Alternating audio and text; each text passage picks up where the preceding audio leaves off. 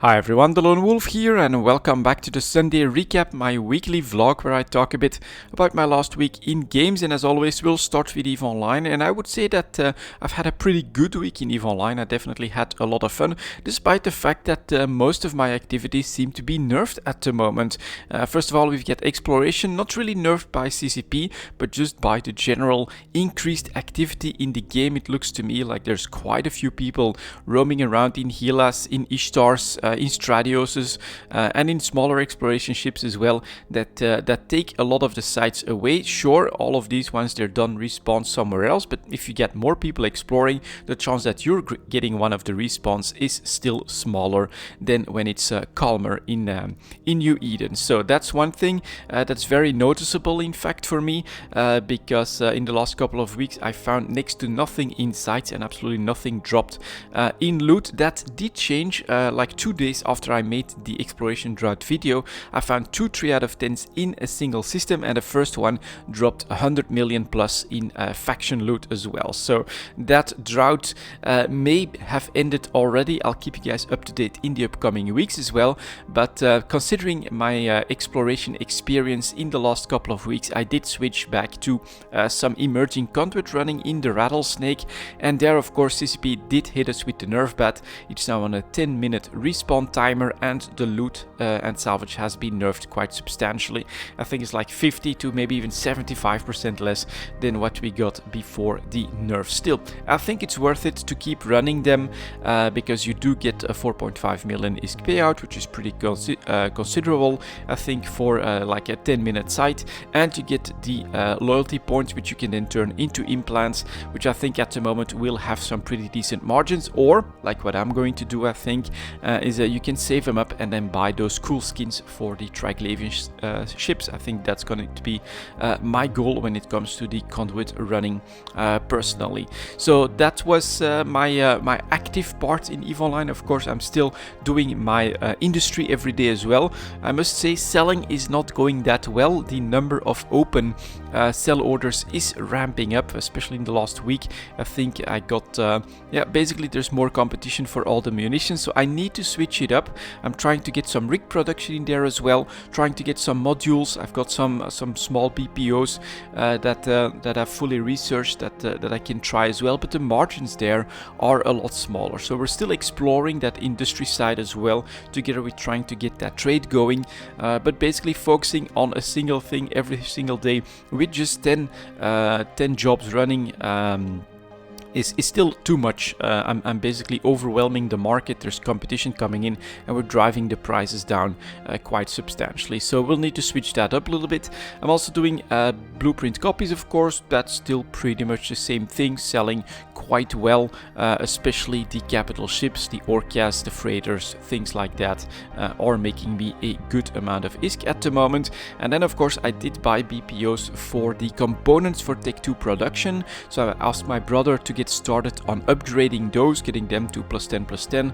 It's actually very doable because they're not that expensive. I think it's like 5 million for every blueprint, and I think I'll try to grab all of them. At this point I only have the Minmatar line, so there's still a Mar, Caldari and Galente to go. We'll try to upgrade all of those and then we'll see. Perhaps we'll get into some more Tech 2 production later on, but for now, for this week, I'm still sticking with Tech 1 production, and I think I basically need to also expand my available BPOs for that production without necessarily going into ships, because then we're talking a lot more in the minerals, and so then I would need to have like freighter trips and things like that, which is pretty slow.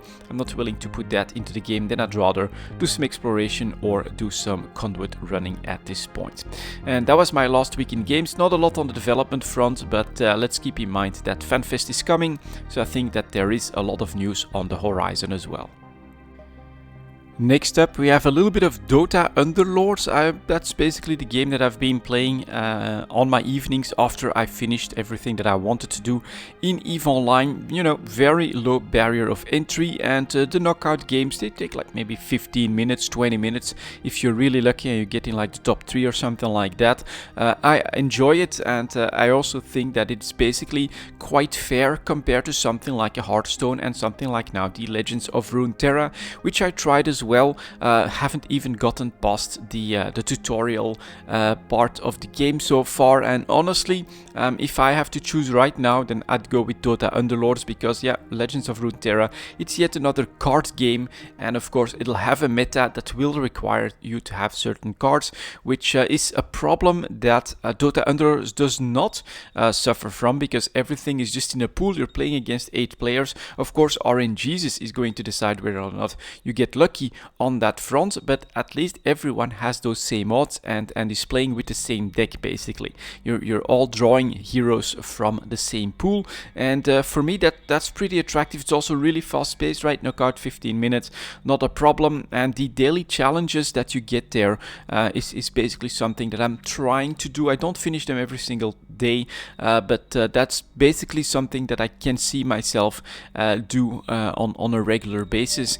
Those challenges, sometimes you're really lucky. 400 XP challenges are pretty easy to do. A single game, I got both of them done, and that was it for that evening. That's also all I needed. And on some of them, if you get to those 800 XP challenges that are a little bit hard to do, like destroy 800 enemy units, that does take quite a few more games, but there's quite, I think that's basically the one that's the longest. I think it's destroy 400 enemy units.